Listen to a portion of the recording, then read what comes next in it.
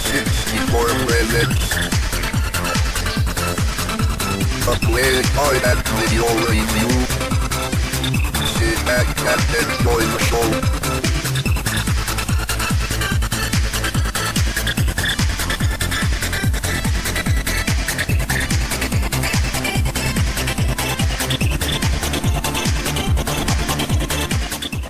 Hey there, welcome to another Lemon 64 play guide and review.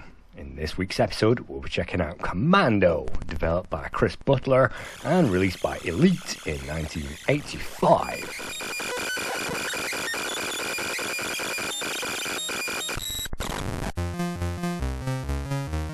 As the game loads, eventually, after some appalling noises, we find a loading screen and some semi-appalling music. But this gets us into the arcade mood of this game. The original arcade Commando was released by Capcom in 1985, so it really didn't take them long to release this. And Commando was also released as Space Invasion in Germany. Yes, they just changed the sprites over from German officers to space aliens, and you might notice on the cover of this game was actually reversible with Space Invasion, so all they needed to do was transfer the tape around and they could release that in Germany. Otherwise, it's an identical game. And this game was created by Chris Butler, whose first game on the C64 was Hyper Circuit, released in 1985 for Alligator Software. He then moved on shortly to Z in 1985, which was an 8-way shooter which inspired Parallax. After Commando, he moved on to Ghosts and Goblins in 1986, 720 Degrees in 1987, followed by Space Harrier, Battleships, Power Drift, The Incredible Ninja Spirit in 1990, Turbocharge appeared in 1991, and the last Chris Butler game on the C64 was Arnie in 1992, which many people said was better than Commando. The game opens with a very nice presentation sequence showing stills from the game and some great graphics as well. So let's press fire, let's try this game out.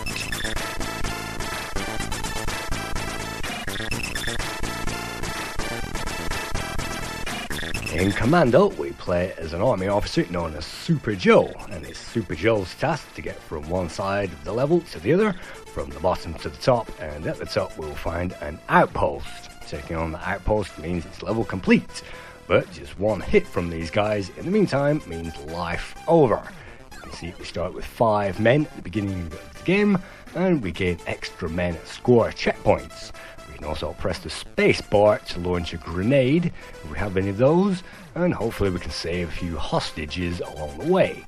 Those grenade boxes are flashing, so when we collect those we'll gain some more grenades, but pressing the space bar in this instance isn't always an opportune way to kill those enemies, particularly with a hail of firepower raining down. So my first tip is to basically either time that guy or move to the corner of the screen, which I'll be showing you later on, and that deflects his firepower. So that's what I'm trying to do at the moment, move to the corner and then rush out and you can get through it. And this is probably the hardest section of the first level of this game. You don't usually die by colliding with those guys, but if you collide with a bullet, you will die, and it's not always obvious to see those bullets. And to fire those out straight away, you could be heading into an early grave. And sometimes we can miss those things by pixels, and yes, the collision detection in this game leaves something to be desired. See, sometimes enemies flash on the screen, and that's a redraw problem, but it doesn't slow down these frame rates, and the action is always packed in Commando. I don't mind telling you that when I had this game, back in the day, I thought this game was very hard, and I didn't progress very far with it. So let's see how far we can get after 20 years away.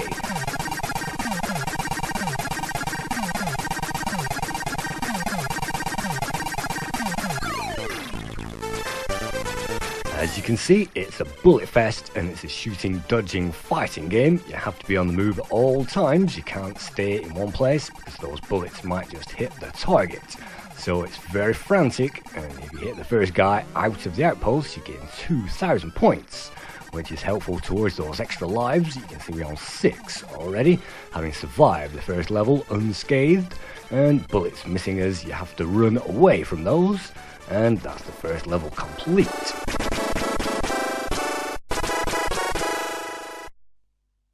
At the end of each of these 3 levels, it will give us an information screen, and then it's on to the next one. And you can see a few vehicles reminiscent of the arcade, but of course it's nowhere near arcade perfect, and some liberties have been taken with this game. But at least all 3 levels load from the tape into the 64's memory, so there is no multi-load to put up with, unlike the remake. But we are persevering, and falling into those traps is very easy to do because the collision detection is very difficult, and if we stand virtually on the side of those traps, you can see the men emerging will fall in there, and that's life over. So you have to avoid those like crazy, and hails of firepower raining down on our heads makes this level exciting and fun. If you get through these guys, it's sometimes luck over judgment, but it's a great feeling when we survive all this action.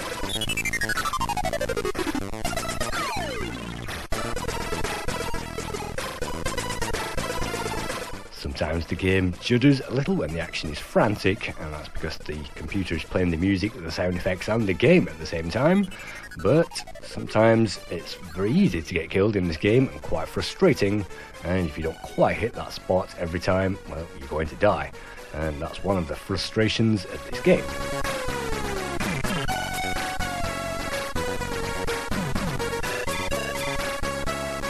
It's difficult to fire and move at the same time, and we can only fire 3 bullets out of that thing at any one time.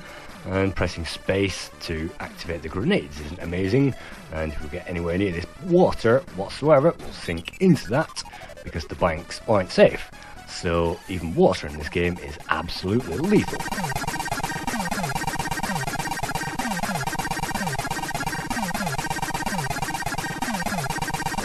Let's waste no more time, let's rush through this level and get through to the second outpost.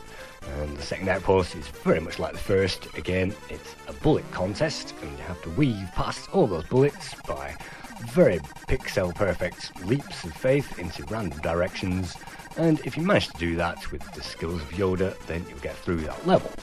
And again, at the end, it gives you the cheat code how to get through this game in one piece. Rush the 3rd area. And when I first saw that, I thought that was a little bit of a gimmick on the side of the coders, and then I realised rushing the level actually makes it possible to get through it. So this is what you can see me doing right now.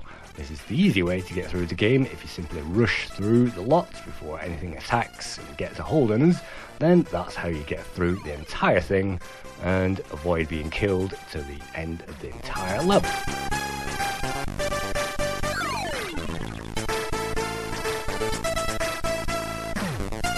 Finally, at the end of the game, we are presented with the final base, which looks a little more like a barn than usual, and the aim of that barn is to throw a grenade into the bottom window, and once you've done that, that should mean you can strafe the side of the entranceway as usual, kill all the guys that emerge, and that means you've completed the game.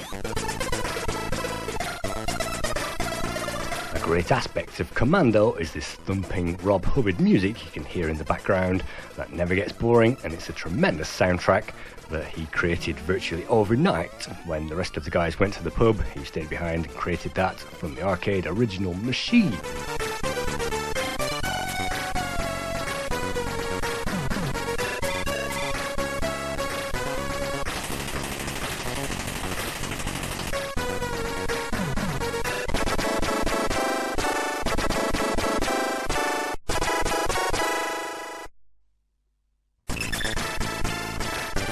When the player completes the game, they will be teleported all the way back to the start of level 1, and their score won't be reset, but the enemies are absolutely identical and they never stop respawning unless we move forward, so it is possible to milk this game, and it is possible to gain a tremendous high score by keep looping it.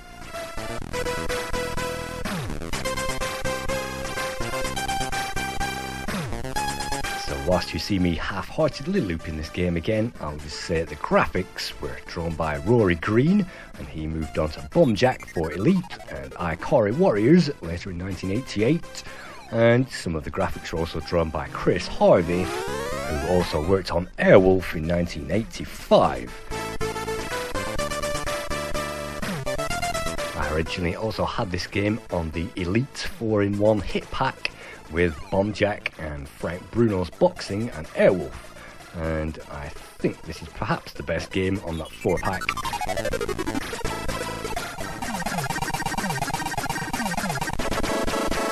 As we move on to level 2 again, yes, the game can be completed in around 7 minutes, or at least looped one time, so it doesn't take very much time to complete this game, and I am getting pretty bored of it, to be honest, so I'm going to demonstrate how finicky these pits are. If you get anywhere near those pits, you will fall in, and it's almost like the player falls in there, so I think that could have been better done, and you can see I virtually missed those things by pixels again, so maybe the collision detection is as premium as well. But I have got respect for this game, especially that great ending music.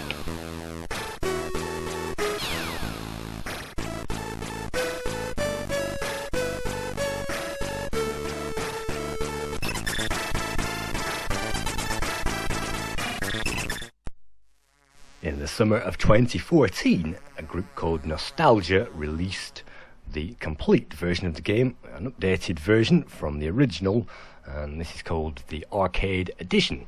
You can see we have a few options before we even start the game, but other than that we are in familiar territory.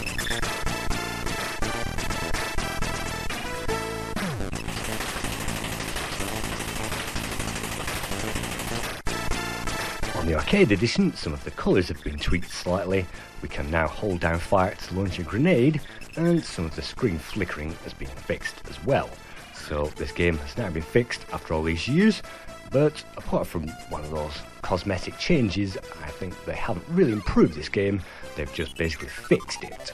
So you'll notice virtually no differences from the original, and it's great that we have a bug fixed version at this stage, but the enemies continue to respawn and the patterns are exactly the same, so they didn't make too much of this remake. But the remake's one side, the original scores for this game, Zap, who gave this 49% in December 88, that was the budget re-release, 49%, and they originally gave this 77% in February 1986. Commodore Force gave it 77%, Commodore User gave it 77%, the current Lemon score is 79%, Your Computer is 80%, and CMVG gave the original Commando 90%, praising many things about it, which gives this an average score of 7.5 out of 10.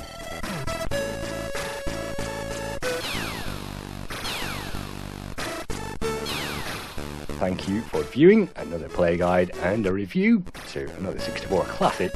Hope to see you again soon.